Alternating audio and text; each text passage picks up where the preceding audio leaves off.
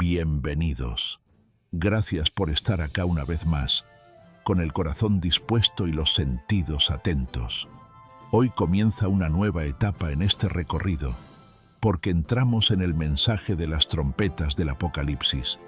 Y aunque el sonido de una trompeta puede resultar urgente o incluso inquietante, no estamos frente a un relato de destrucción, sino ante un llamado que nace del amor de Dios. Desde el comienzo, Dios dejó claro que su deseo no es borrar a la humanidad, sino salvarla. Después del diluvio, estableció un pacto eterno con la tierra. Nunca más destruiría a todos los seres vivientes por causa del pecado. Y como señal de esa promesa, dejó un arco en las nubes. Cada vez que aparece es un recordatorio. Su justicia nunca actúa sin misericordia. Entonces, si Él ya prometió no destruir el mundo, ¿por qué suenan las trompetas? Porque el amor verdadero no calla cuando todo está en peligro. Y cuando la humanidad se endurece, Dios no responde con castigo impulsivo, sino con advertencias que despiertan. Cada trompeta anuncia que algo importante está por ocurrir. Y si prestamos atención, descubrimos que no son símbolos confusos, sino mensajes que se conectan con la historia, con hechos reales, con señales que en algunos casos tienen respaldo arqueológico. Y cuando ese tipo de evidencia aparece, no la ignoramos, la mostramos, la explicamos y la usamos para reconfirmar que la Biblia no es un cuento inventado, sino verdad revelada. Incluso grandes pensadores como Isaac Newton llegaron a esa misma conclusión. Si te interesa ver cómo lo descubrió, puedes encontrar ese contenido completo en el canal. Hoy comenzamos con la primera trompeta, y al avanzar, descubriremos que, aunque fue escrita hace siglos, su eco todavía resuena en nuestro tiempo. Fuego sobre la tierra. Cuando el primer ángel toca la trompeta, algo estremecedor sucede. Granizo, fuego y sangre caen desde el cielo, y la tercera parte de los árboles se quema, junto con toda la hierba verde. No se trata de un castigo ciego, es una advertencia. Dios interrumpe la historia, pero no lo hace sin motivo. Y aunque el texto no da nombre al ángel que toca la trompeta, algunos intérpretes han intuido que podría ser Miguel, no con certeza, pero como una referencia posible. Miguel es símbolo de autoridad y defensor del pueblo de Dios. El juicio desciende, pero no consume todo, solo una parte. Eso tiene un mensaje. No es destrucción total, es una llamada, una señal para despertar, antes de que sea tarde. Lo que sorprende es que esta escena no quedó encerrada en el simbolismo. Tiene ecos en la historia real. Después de la muerte del emperador Teodosio I, en el año 395 después de Cristo, el Imperio Romano quedó dividido, y esa división lo debilitó. Fue entonces cuando comenzaron las invasiones del norte. Pueblos conocidos como bárbaros por los romanos cruzaron las fronteras. Traían hambre, rabia y el deseo de conquistar. Entre ellos estaba Alarico. Nació alrededor del año 370 después de Cristo y fue proclamado rey de los visigodos en el año 395. Ese mismo año, el imperio entró en su etapa más frágil. Alarico condujo a su pueblo a través de Grecia, los Balcanes y finalmente hacia Italia. Y en el año 410 después de Cristo, entró en Roma. No la destruyó por completo, pero el impacto fue simbólico y real. El saqueo, los incendios, el pánico, hicieron temblar los cimientos del poder romano. El mundo antiguo comenzaba a caer. ¿Es esta la escena que representa la primera trompeta? No podemos asegurarlo, pero los elementos coinciden. Fuego, sangre, árboles que arden y una estructura que se creía invencible, colapsando desde dentro. no es la única interpretación, pero sí una de las que se apoyan en hechos concretos. Y más allá del pasado, este mensaje sigue vivo. Hoy también hay sistemas que caen, valores que se consumen, estructuras que arden desde lo profundo, y quizás, como entonces, el objetivo no sea arrasar, sino advertir. Roma lista para arder. Mucho antes de que cayera fuego del cielo, el corazón del mundo conocido ya estaba ardiendo desde adentro. A simple vista, el Imperio Romano seguía en pie. Tenía fronteras, ejércitos, monumentos y un nombre que todavía imponía respeto. Pero por dentro se estaba desmoronando. La decadencia no comenzó con la invasión de los bárbaros, sino con el abandono progresivo de la verdad. La cultura se volvió superficial, la política corrupta y la espiritualidad casi inexistente. Los emperadores perseguían a quienes pensaban distinto. El dinero mandaba más que la justicia, y lo sagrado había sido reemplazado por el espectáculo. Esto no es solo una opinión. Es lo que dejaron escrito los pensadores romanos de la época.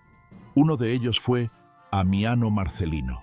Nació alrededor del año 330 después de Cristo, en la región de Siria. Fue soldado, testigo directo de la inestabilidad del imperio y autor de una obra clave, Res Gestae, donde relató los acontecimientos históricos desde el año 96 hasta el 378.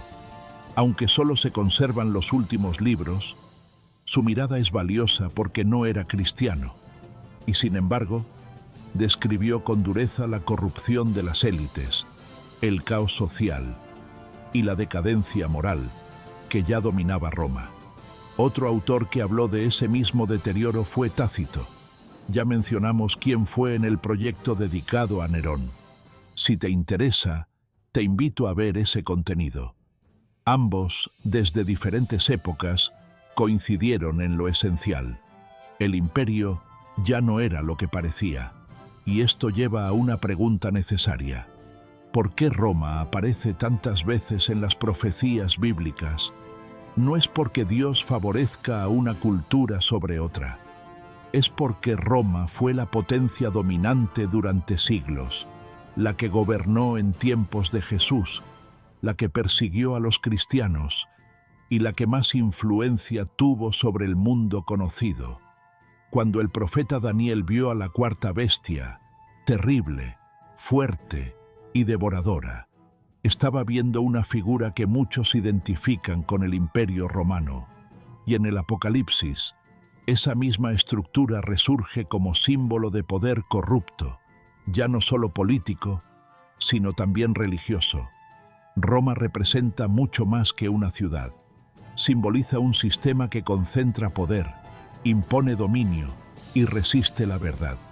Por eso, cuando las trompetas comienzan a sonar, el juicio no cae sobre cualquier región, sino sobre el centro de ese sistema. Y aunque a simple vista parecía fuerte, los signos de desgaste eran visibles. Cuando el apóstol Pablo escribió su carta a los romanos, en el siglo I después de Cristo, ya veía señales de esa decadencia. Dijo que los hombres habían cambiado la verdad de Dios por la mentira, y que, al hacerlo, el juicio no tardaría en llegar. Esa cultura, que en apariencia era civilizada, ya estaba lejos de todo lo que alguna vez fue noble.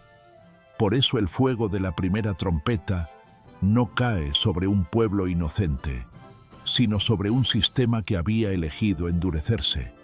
Y aunque los árboles se vieran verdes, por dentro ya estaban secos. Cuando las cosas arden de repente, es porque ya estaban listas para encenderse. Alarico, el látigo del norte. Alarico no fue emperador, ni romano, ni heredero del trono. Fue un líder germánico, un rey visigodo que creció al margen del imperio, pero que terminaría dejando una herida profunda en su historia. Nació alrededor del año 370 después de Cristo, en la región de Panonia, cerca del Danubio.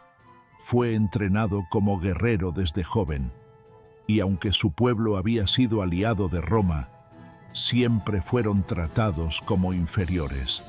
En el año 395, cuando murió el emperador Teodosio I, el Imperio Romano se dividió entre Oriente y Occidente. Esa división lo debilitó, y ese mismo año, Alarico fue proclamado rey de los visigodos.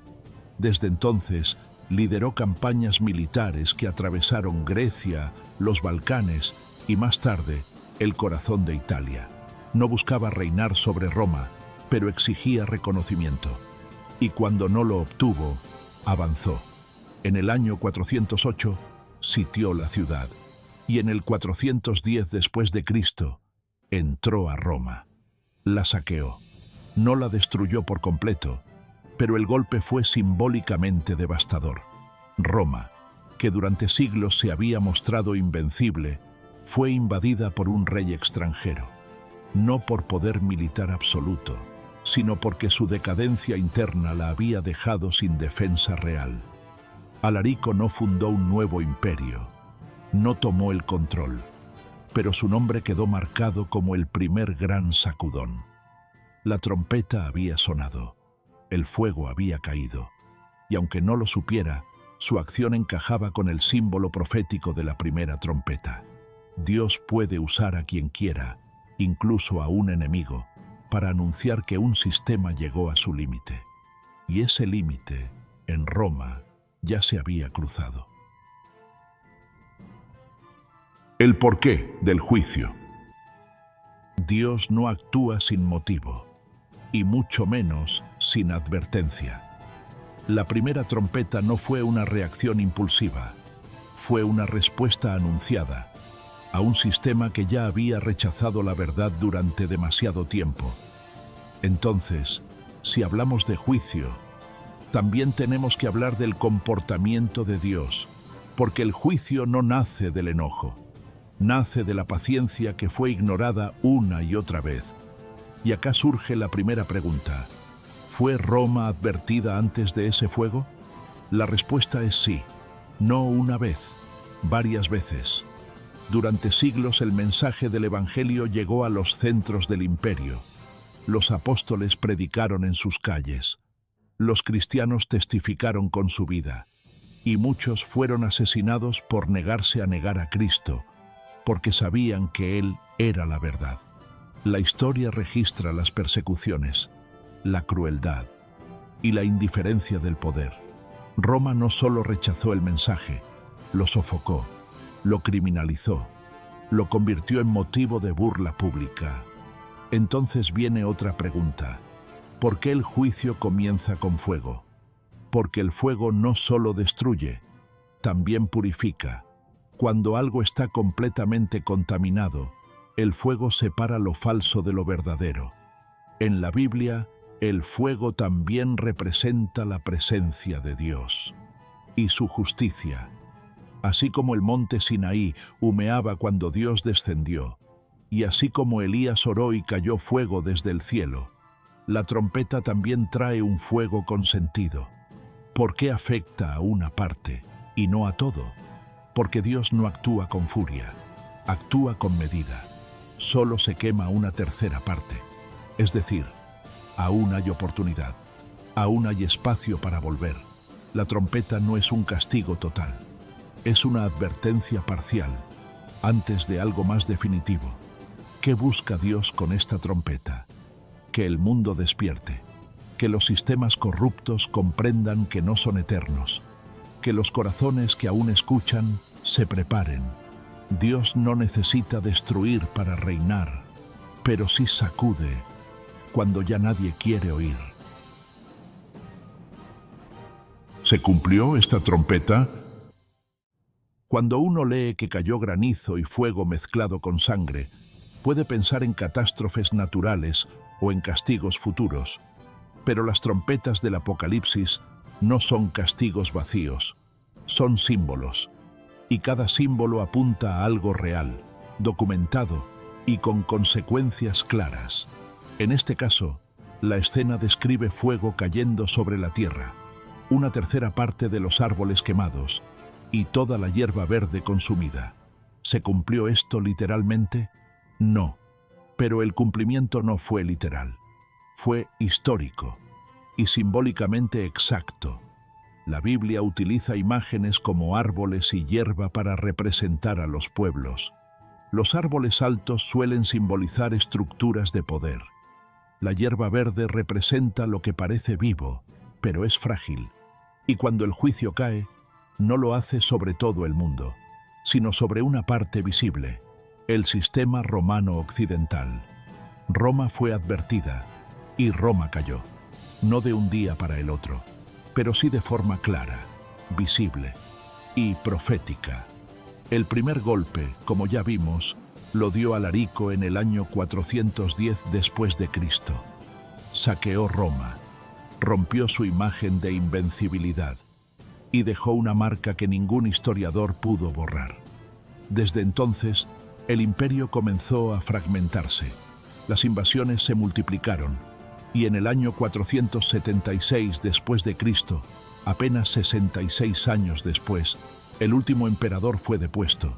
Se llamaba Rómulo Augustulo. Ese nombre marcó el cierre de una era. Este acontecimiento ya lo desarrollamos en el proyecto titulado Justiniano, donde explicamos cómo colapsó el Imperio Romano de Occidente. Si aún no lo viste, te invito a ver ese contenido para entender cómo terminó esa etapa. Todo está conectado. La trompeta había sonado y el juicio anunciado se cumplió. Hoy lo sabemos porque la historia lo registró, porque los testimonios coinciden y porque la Biblia no exagera, anticipa. No se trata de interpretar a gusto, se trata de ver cómo lo que fue dicho se reflejó en la realidad. Y si eso ocurrió con la primera trompeta, ¿por qué no ocurriría con las que siguen? La primera trompeta ya sonó. No fue un sonido audible, fue un juicio visible, profundo, irreversible. Un juicio que cayó sobre una parte del mundo antiguo, pero que dejó señales para toda la humanidad. Porque cuando la Biblia habla de fuego, de árboles quemados y de tierra consumida, no está exagerando, está revelando, está marcando el inicio de algo mayor. Y si lo que fue anunciado se cumplió con tanta exactitud, ¿cómo no tomar en serio lo que viene?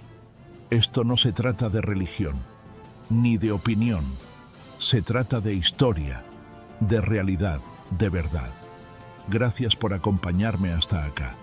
Si quieres seguir descubriendo cómo continúa esta línea profética, te invito a suscribirte al canal, activar las notificaciones y compartir este contenido con quienes valoran la verdad. Nos reencontramos en la segunda trompeta. Sigamos atentos y despiertos.